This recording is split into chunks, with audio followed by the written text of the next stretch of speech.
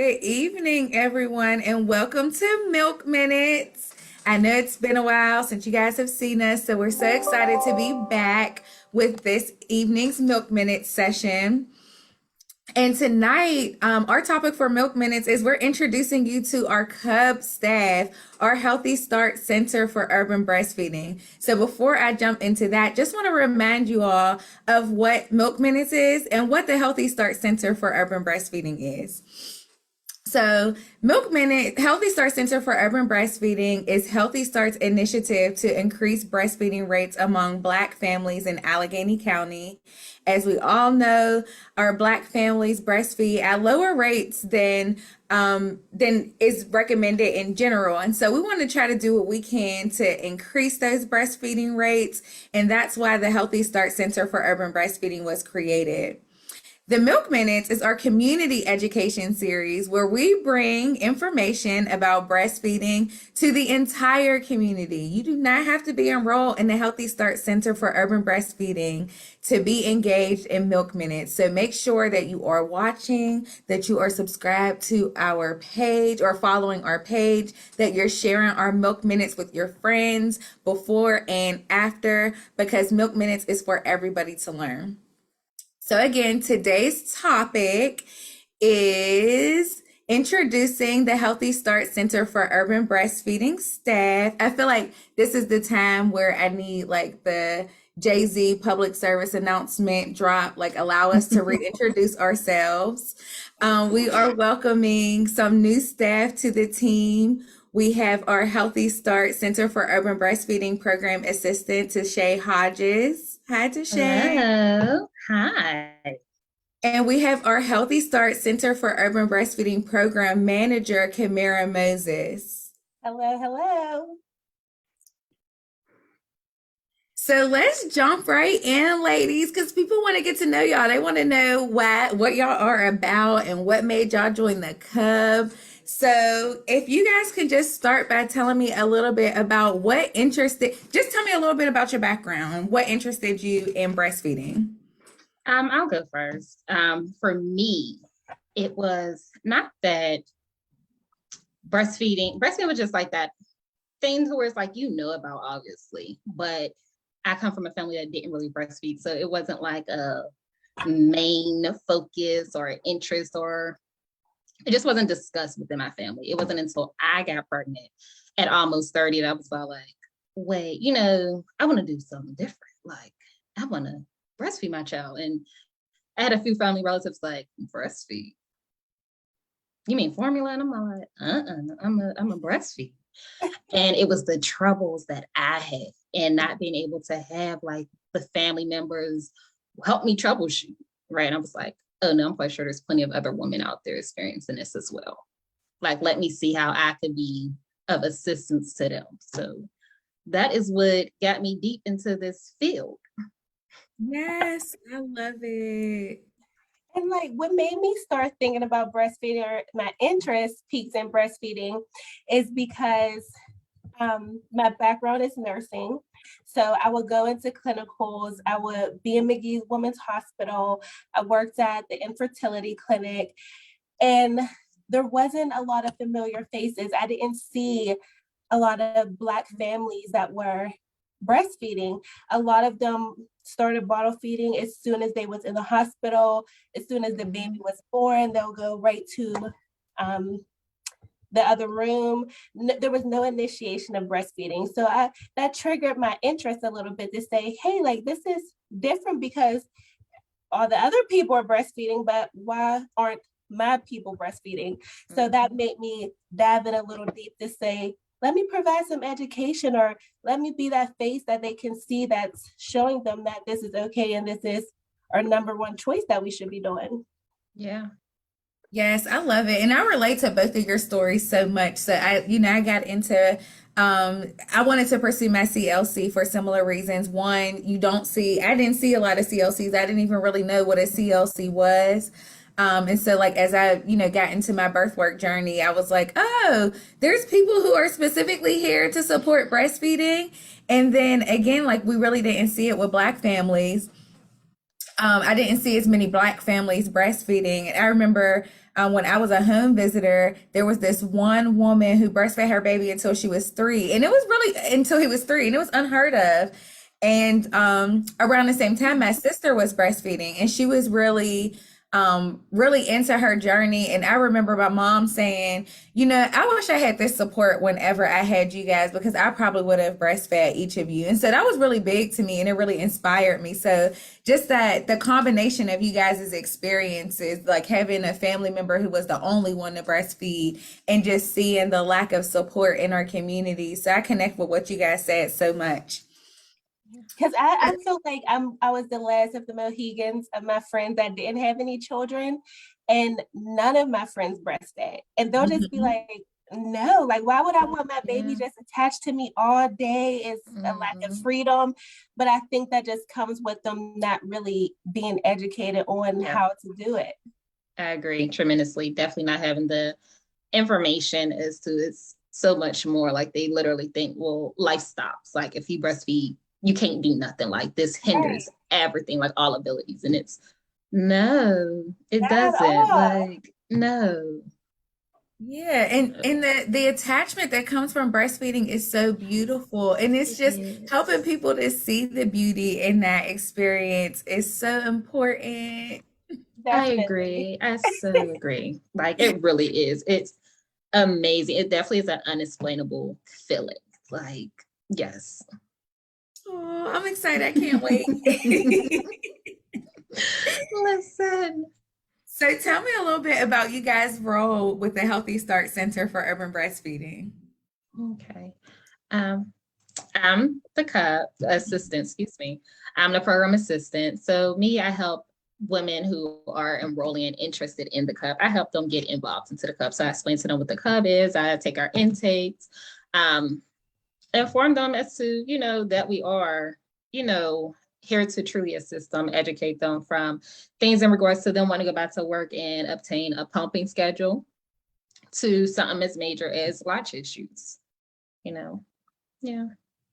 And I think my main purpose in the CUB is to bridge that gap between the community and our resources that we have. Let them know that if Tige's not available, there's always someone there available to let them know we have so many resources for you. We're open all the time. Get the word out there a little bit more, manage that organization, and just make it blossom into something spectacular. Yes.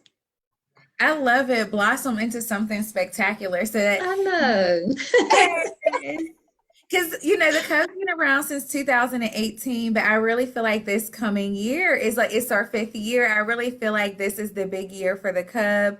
I'm really excited about connecting to the point that both of you made, connecting the resources and support that we have to the community, making sure that folks are aware of the support that they can receive through the CUB. So with that, tell me a little bit about what your goals are for the CUB for this upcoming year. Community engagement. I'm sorry. Oh, go ahead. Go ahead. You're fine. I definitely just want to get more people involved, get more people enrolled in our program, have more attendance on our Breastfeeding 101, our education series that we have. Just getting the word out there, do more community outreach if possible. I just see it being more known in our community. I think there's a lot of people that may have heard about it, but not exactly sure what it is and what we do for them. So just having more of a clear understanding of what we can do for them. I definitely certainly agree with all of that. I feel community engagement is major, but also the participants that we have, if we can increase their involvement and their engagement, I would love to be able to do that. Because we have a nice amount of participants that are enrolled. So I feel like they know that we are there for their support. And we do have women who certainly do call and certainly do request our assistance. But if we can increase that, I would certainly be happy with that. Yes, the people that we have, they can become CLCs too. I think that's important for them to know. Like, let's get on board. Let's bring everybody in. Yes. Listen, a helping hand, helping a helping hand. Yes, ma'am. So what I hear Tashay saying is that in addition to, getting more people enrolled this year, we really want to get the people who are enrolled calling the Cub. Can you tell us a little bit about what's the process of calling the Cub? What happens when somebody calls the Cub? What is that? Like how do people do it? So we have a 24-hour latch line. You can call in. You can talk to a certified lactation counselor who will be able to answer any questions that you may have. It can be just telephonically, it can be virtual. We haven't had a lot of home visits, but that is an opportunity for you to have as well. It can be questions just of people thinking that they don't have enough milk supply, they're having issues with their baby latching, or just maybe they just need a little bit of push and reassurance that they're doing everything correctly. So just whatever that they need, we're there to provide support for them anytime, any day of the, 24/7. So we're always available for them. Yes. I do have the contact number as well. Shay, you can provide that if you want to. Yes, actually. Yes, so the number that they can call is 412-545-2022, option 1. But with calling that, they'll get our on-call service, and it'll provide a message, and then our CLCs will call them back. So, and we do call within 20 minutes. If for whatever reason that CLC happens to be on a line with another participant, they will reach out to that participant to let them know, hey, I will give you a call back very soon. And then they'll go ahead and follow up with that participant that reached out. So we definitely do have awesome CLCs on file. So they certainly, won't be disappointed at all. Okay, so I heard you say that if a participant calls, if somebody, community member calls the latch line for support 24 hours a day. So if they call at 3 in the morning, they're going to get a call back at 3:20? 3:20. Yep. Okay. All right. So Kemarra, when you talked about your goals for the Cub for the year, I heard you also say something about CLC. People can be trained as CLCs. Can you talk a little bit more about that process? Yeah, so you can be in the program or you can be a community member.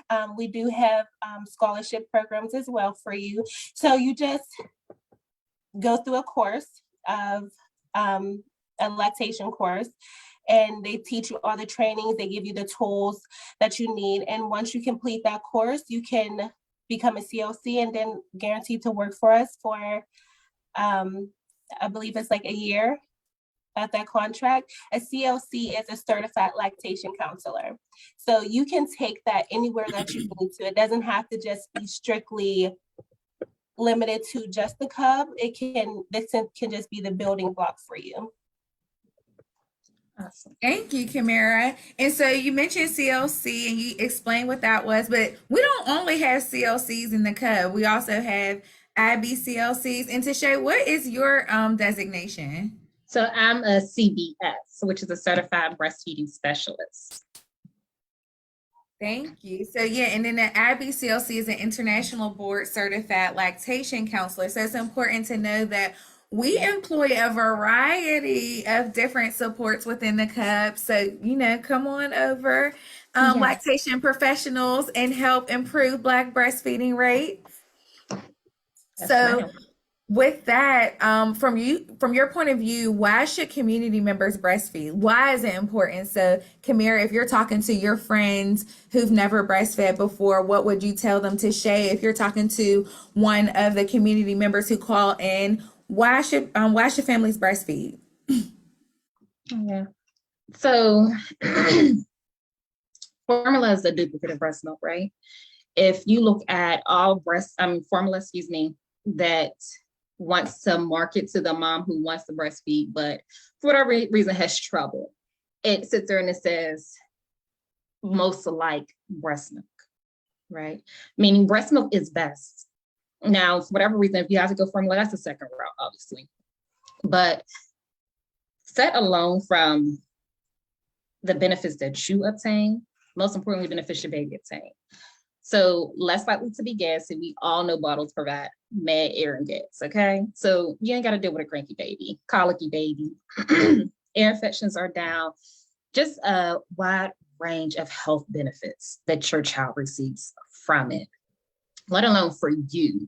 You receive so much benefits from it, from even a low rate of postpartum depression is associated with breastfeeding, to benefits as well as not cancer risk benefits as well to it. So it's a lot. There's so much to it, and it's truly amazing. And also, as you mentioned before, the bond that you receive with baby. Like, yes. Yeah, because you got to think your breast milk is designed for your baby. You don't have to go and shop it on the shelf and trying to pick to see which one is going to be best. And, oh, I can afford this one at this time, and then next week it's recalled. And we all know that there has been a lot of recalls on these formulas these days. So just like Tige was saying, the benefit for the baby, the ear infections, respiratory infections is a huge decline whenever a baby is breastfed. So you don't have to miss work. There's a lot of people that's an issue. They don't have time to miss work because there's a lot of Black women that work in frontline labor work, when they don't have that time to breastfeed or to pump in the office or anything like that. So just being educated on the real true benefits of it, the bond that you'll have with your baby without the formula getting recalled next week is amazing. True.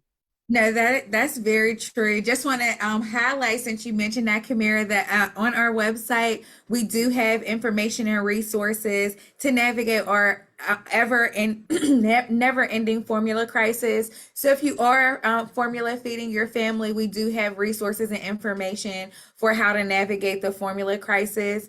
If you are expecting, we definitely encourage you to learn more about breastfeeding so that, as Kemarra said, you don't have to navigate the formula crisis and, have to find new alternatives every time a formula is recalled. But either way, we have resources for formula feeding and breastfeeding families on our website, so check that out. So as we begin to close out, I'm interested to know, what is some advice that you would give to families about breastfeeding? Me personally, I would say grace. Give yourself grace, for the simple fact you put a lot of pressure on yourself. You feel as if, I don't know if my baby's getting enough, so where you didn't feel like I'm doing something wrong, it's me. But baby, your baby's feeding cues to where when they're done or satisfied cues. So it's like everything is fine. Allow yourself grace, reassure yourself that knowing everything's fine. And hence also where the support system comes in and matters tremendously. And we could be that support. Yeah, you have to be patient with yourself. You have to be patient with your baby, because just as well as you're getting to know your baby's getting to know you. So just allowing that process to go how it's going to go. And then just knowledge is key. Knowing that you have the resources, like Tige said, to call us any time of the day, holidays, weekends, whenever time you have a question or concern, that there's going to be someone there to help you, walk you through it. Even if we have to be on video call with you, it's going to help you, so we're there to help you no matter what. Just be patient with yourself and step by step, day by day. Yeah. Yes, thank you. I love what you guys said, because breastfeeding is a learning experience, and something that I hear a lot is, and definitely want to communicate to families, is that every breastfeeding experience is different. So your breastfeeding experience with your first baby is going to be different than your breastfeeding experience with your second baby, and that's important to know, because you might think if you had challenges with your first baby that you can't breastfeed. That's not true. Even if you had challenges before, there are ways to prepare for your next breastfeeding journey. And then vice versa. You might think, oh, well, it was a breeze with my first baby, my second baby, and so the third baby is going to be a breeze too. And then you run into challenges. So that also highlights what Kemarra said. Knowledge is key. And so, Kemarra, earlier you mentioned the Breastfeeding 101 class. That's one way to gain knowledge through the Healthy Start Center for Urban Breastfeeding. Can either of you share, how do you get enrolled in the Breastfeeding 101 course? Go ahead, Tige, talk about enrollment. So with enrollment, when doing your intake form, when completing your intake form, you can certainly register for a class then. You can also always give us a call as well. Even reach out to us via any of our social media platforms also to go ahead and get registered. We offer the class twice a month, the third Wednesday of the month, as well as the last Saturday of each month. So there's always a class that is available to you. And while you're in the breastfeeding class, it just talks about some of the history. It talks about how latching should be, how it should occur, like the position that you can have your baby, what the stool will look like. So it really breaks down the process of how breastfeeding should be, just to make you a little bit more comfortable throughout that process. Before your baby comes, or a little bit postpartum, whenever you decide to do that class, it's there to help you throughout that whole process. Yes. And break down how you need to know. Thank you. Okay, so any last words for the people about you guys or the Healthy Start Center for Urban Breastfeeding? I just want to say, just like you mentioned, I too am truly excited for this upcoming year. I certainly do feel that it's going to be an amazing year for the CUB. And I'm ready to get some of those calls rolling on in. Let us help you, the latch line. I want to see some faces in a Breastfeeding 101. Let's make this a community. Let's feel a part of, like, this is our breastfeeding family. Come on and join us. We are more than happy to help you through whatever process you're going through. Thank you. So again, in order to get enrolled in the Healthy Start Center for Urban Breastfeeding, you can give us a call at 412-545-2022, option 1 for on-demand support. You can also go to our Healthy Start website at healthystartpittsburgh.org. And the the web address is in the chat. There is an enrollment form so that you can get enrolled in any of our programs, but specifically you can also get enrolled in the Healthy Start Center for Urban Breastfeeding. Tige will give you a call. She's the one that calls y'all to get y'all enrolled in the Healthy Start Center for Urban Breastfeeding. And then you can always just hit us up via social media if you need to. However you message us, we're going to make sure that you get enrolled in the Healthy Start Center for Urban Breastfeeding and get the support that you need. So again, thank you guys for tuning in. My name is Demia Tyler, the Director of Strategic Initiatives for Healthy Start Pittsburgh. We have Kemarra Moses, our Healthy Start Center for Urban Breastfeeding Program Manager, and Tige Hodges, our Healthy Start Center for Urban Breastfeeding Program Assistant. We hope to see you all soon and hope that you will get enrolled or pass the message. You guys have a great night. Sorry, last thing before I leave, make sure that you are following our Instagram page. It is at HSCUBF on Instagram. We're always posting about our upcoming class schedule, who's on call for the latch line, so who you're going to talk to if you call. We post about milk minutes and all types of upcoming events. And then also for our Wilkinsburg residents, stay on the lookout. We're going to have some in-person breastfeeding 101 classes happening in your community. So again, thank you all for tuning in and see y'all next month with Milk Minutes. See ya. Yeah.